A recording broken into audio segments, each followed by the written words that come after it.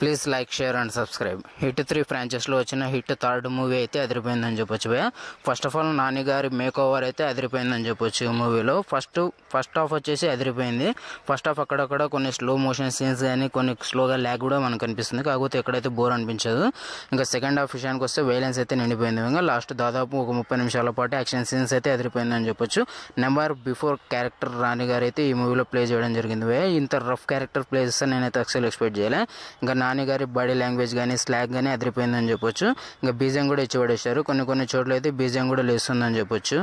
ఇంకా కథనం విషయానికి వస్తే హిట్ 1 హిట్ 2 కానీ కంప్లీట్ ఒక స్టేట్కే స్ట్రిక్ అయి ఉంటుంది భయ్య. ఈ మూవీలో అలా స్ట్రిక్ అయి ఉండదు. డిఫరెంట్ స్టేట్స్ అయితే చూడడం జరిగింది. డిఫరెంట్ స్టేట్స్లో అయితే కంట్రీలో జరిగే క్రైమ్ రేట్ని ఎలా తగ్గించాడు అనేది మనం మూవీలో చూడబోతున్నాం.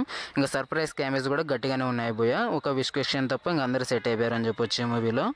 ఈ మూవీలో ఎక్కడైతే బోర్ కొట్టే సీన్స్ అయితే మనకు ఖచ్చితంగా కనిపించావు కూడా. డిఫరెంట్గా లవ్ స్టోరీ కూడా మనకు డిఫరెంట్ వేలో ప్రజెంట్ చేయడం జరుగుతుంది. ఈ విధంగా కూడా లవ్ స్టోరీ ఉంటుంది అని కొన్ని మనకి థాట్స్ అయితే వస్తాయని చెప్పొచ్చు. లవ్ స్టోరీ కూడా మనం స్ట్రిక్ అయి ఉంటాం. కథ నుంచి కానీ మూవీ నుంచి కానీ మనం డైవర్ట్ అయ్యే ప్రసక్తే లేదు. ఆ విధంగా అయితే శైలేష్ కొల్ని గారు స్ట్రిక్ చేసి పడేశారని చెప్పొచ్చు ఈ మూవీలో. ఇంకా నాని గారు అయితే ఏకపక్షంగా లాక్ వచ్చేసాడు భయ. మూవీ ఎక్కడైతే ల్యాగ్ అనిపించదు, ఎక్కడ స్లో కూడా అనిపించదు. ఇంకా వైలెన్స్ అయితే అదిరిపోయింది.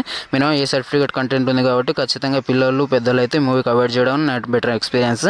నెవర్ బిఫోర్ క్యారెక్టరైజేషన్తో మన నాన్నగారిని అయితే ఈ మూవీ చూస్తాం. మీరు మూవీ చూసారో మీకు ఎలా అనిపించిందో కింద కామెంట్ చేయండి.